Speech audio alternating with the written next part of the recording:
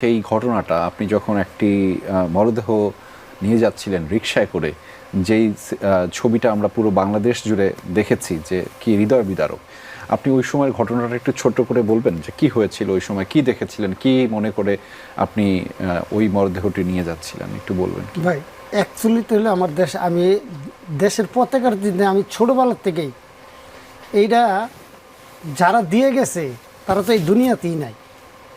এই দুনিয়াতেই নেই। তাহলে এখনকার বর্তমানে যেটা আছে